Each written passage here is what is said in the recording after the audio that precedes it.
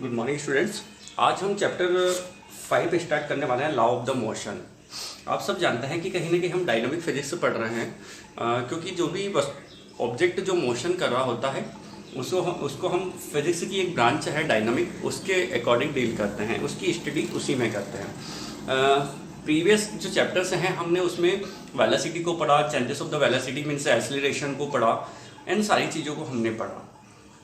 Acceleration को जब हमने पढ़ा तो हमने देखा कि एक्सीलरेशन का जो फार्मूला होता है वो होता है changes in the velocity of any object with the time. तो मतलब जो टाइम के साथ साथ जब किसी ऑब्जेक्ट के वेग में परिवर्तन होता है वही हमारा जो होता है एक्सीलरेशन या त्वरण कहलाता है। पर हम इन सारी चीज़ों को पढ़कर आ रहे हैं, लेकिन हमने एक कॉन्सेप्ट नहीं लगाया, या हमारे माइंड में ये क्वेश्चन आया होगा कि एक्सीलरेशन क्रिएट क्यों होता है या कोई ऑब्जेक्ट मोशन क्यों कर रहा होता है, उसमें वेलोसिटी आती कहाँ से, या वेलोसिटी में जो चेंजेस होता है वो क्यों होता है। इन सारी चीज़ों को हमने कहीं ना कहीं समझने की कोशिश की। तो अब हम यहाँ पर जो हम चैप्टर पढ़ रहे हैं, चैप्टर नंबर 4, और हमारा चैप्टर जो है लॉ ऑफ द मोशन है। क्या है हमारा? Law of the motion.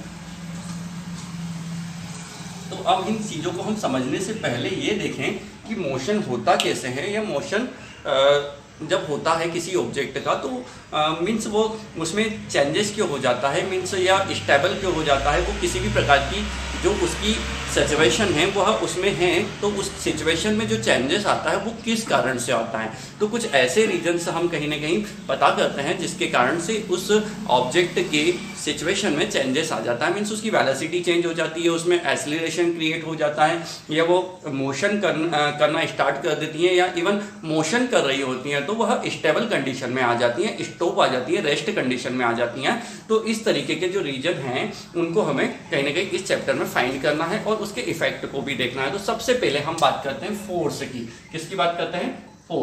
Force जो हमारा होता है, ऐसा ही एक एक्सटर्नल रीजन होता है जो किसी ऑब्जेक्ट को या तो मोशन करवा सकता है इवन, या फिर उसे रेस्ट कंडीशन में ला सकता है, या वो मोशन कर रही होती हैं तो उसकी डायरेक्शन को वह चेंज कर देता है। तो हम यहाँ पर फोर्स की बात कर रहे हैं। फोर्स हमारा क्या होता है? फोर्स जो होता है इज दैट द पुश और the pull which the produce the motion in the body, and अगर प्रोड्यूस मोशन मतलब अगर वो कहीं ना कहीं रेस्ट सिचुएशन में है तो उसको वो क्या करेगा?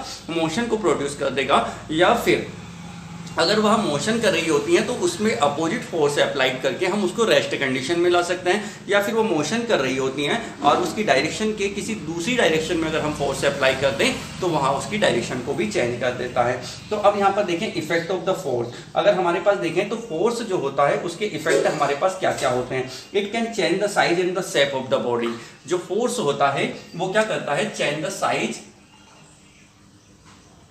Size and shape. अब इसके एग्जांपल को हम देखते हैं। साइज और शेप कैसे चेंज करता है।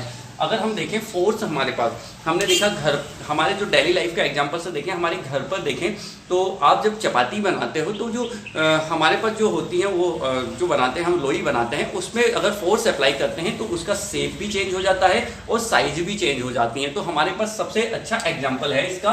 और साथ साथ अगर हम देखें तो ऐसी बहुत सारी चीज़ें हमारी डेली लाइफ में हमें देखने को मिलती हैं जिससे फोर्स के यूज से हम उसकी साइज को भी चेंज कर देते हैं और शेप को भी चेंज कर देते हैं। इसके साथ साथ सेकंड इफेक्ट अगर हम देखें, it can stop the moving body और can the produce motion in the stationary body. यह जो होता है ये क्या करता है? कोई बॉडी मोशन कर रही होती है तो उसको स्टॉप कर सकता है, या फिर अगर कोई बॉडी स्टॉप होती है तो उसको क्या कर देती है? उसको रनिंग कंडीशन में ला सकता है। मान लीजिए देखिएगा कि हमारे पास एक फुटबॉल है, वो अगर स्टेबल रखी हुई है, रेस्ट कंडीशन में रखी हुई है, हम उस पर किक अप्लाई करते हैं तो वह क्या देखेंगे कि हमारे किक अप्लाई करने पर वह जो बॉडी होती है, ये जो फुटबॉल होती हैं, वो मोशन करना स्टार्ट कर देती हैं। इवन इसके अलावा अगर हम देखें कि बाय द वे हमारे पास कोई फुटबॉल या क्रिकेट की जो बॉल होती हैं, जब उस पर कोई बैट्समैन शॉट मारता है और वह मोशन करके आती है तो हम उसके अपोजिट फोर्स लगाते हैं और उसको हम पकड़ लेते हैं। तो वहाँ क्या होता है? फोर्स लगाने से या उसको रोक देने से, वो मतलब कहीं ना कहीं उसके अपोजिट डायरेक्शन में हम किसी प्रकार का एक फोर्स अप्लाई करते हैं तो वह सीधे सीधे रेस्ट कंडीशन में आ जाती हैं। तीसरा इफेक्ट अगर हम देखें तो यहाँ पर it can change the speed of the moving body और can change the direction of the motion of the body. Force जो होता है किसी स्पीड से आ रही बॉडी की, जो मतलब मोशन कर रही होती बॉडी होती है, उसकी स्पीड को भी चेंज कर सकता है। मीन्स आपने देखा होगा, आप देखें बाय द वे जो अभी जस्ट मैंने एग्जांपल दिया था, फुटबॉल को किक मारते हैं तो वो बहुत ज़्यादा मतलब कहीं कहीं मोशन करने लगती हैं, और जैसे ही हम उसके अपोजिट फोर्स लगाते हैं तो वह या तो रुक जाती हैं या उसकी स्पीड कम हो जाती हैं। जैसे जैसे हम फोर्स अप्लाई करते हैं उस तरीके के उसके इफेक्ट देखने को मिलते हैं। या अगर मोशन कर रही जो फुटबॉल होती है, मान लीजिए कि वो आपने देखा होगा जो प्लेयर्स होते हैं वो उसको गोल पोस्ट की ओर ले जा रहे होते हैं, और कोई दूसरा जो अपोजिट टीम का जो प्लेयर होता है वो उसकी डायरेक्शन चेंज करने के लिए अपोजिट फोर्स या दूसरी तरफ फोर्स लगा देता है, तो वही फुटबॉल की जो डायरेक्शन होती है वो चेंज हो जाती हैं। तो यहाँ पर हमारे पास बहुत सारे ऐसे इफेक्ट हैं जो हम हमारी डेली लाइफ में से भी देख सकते हैं। अब यहाँ पर देखें, यहाँ पर अगर हम देखें तो इसके बाद हमारा जो सेकंड रीजन आता है, जो कि कहीं ना कहीं हमारी जो मोशन होती हैं या जो हमारी किसी ऑब्जेक्ट जो मोशन कर रही होती है उसके ऊपर इफेक्ट डालता है, तो वो आता है इनर्शिया। इनर्शिया क्या होता है? आपने देखा होगा कि हमारी जो कोई ऑब्जेक्ट होता है वो मान लीजिए कि स्टेबल है या रेस्ट कंडीशन में है, तो वह तब तक रेस्ट कंडीशन में रहेगा तब तक कि उस पर कोई एक्सटर्नल फोर्स अप्लाई नहीं किया जाता। तो वो एक्सटर्नल फोर्स जब अप्लाई किया भी जाता है तो वो क्या करता है, अपनी उस स्थिति को बनाए रखने के लिए उस फोर्स का जो एक्सटर्नल फोर्स होता है उसका क्या करता है, विरोध करता है, उसको अपोजिट एक और फोर्स अप्लाई करता है, मीन्स उसको रोकता है कि उसकी स्थिति जैसी है वैसी ही रहने दे। तो यह किसी ऑब्जेक्ट का यह कैरेक्टर जो उसे अपनी प्रीवियस कंडीशन में रहने के लिए कहीं ना कहीं उसको लागू होता है, या उसकी मतलब पहली वाली कंडीशन चाहे वो रेस्ट कंडीशन में है तो रेस्ट में रखेगा, मोशन कर रहा होता है तो मोशन करने के लिए उसको अप्लाई करेगा। तो यह जो कैरेक्टर होता है यह इनर्शिया कहलाता है। क्या कहलाता है? इनर्शिया कहलाता है। अगर हम डेफिनेशन की बात करें, the property of the object, यहाँ पर देखें, देखिएगा, each object has the property of virtue of the which is the always try to remain in the state of the rest unless the external force is applied on it. The property of the object is called the inertia.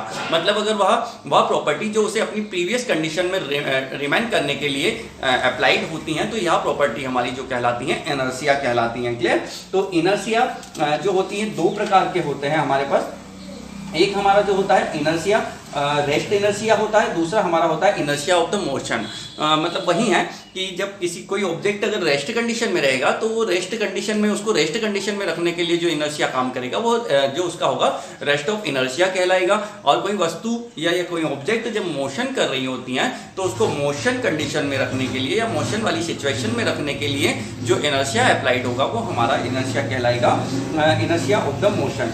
आपने देखा होगा suddenly जब कोई train start होती है तो जो passenger जो होते हैं हमारे पैसेंजर कैसे होते हैं, उनको एक कहीं ना कहीं पीछे की ओर वो धक जाते हैं, मतलब उनको एक धक्का लगता है, या ब्रेक लगाते हैं तो हमारा सिर टकरा जाता है। तो वो इनर्शिया के ही कुछ एग्जांपल्स हमारे पास होते हैं डेली लाइफ में।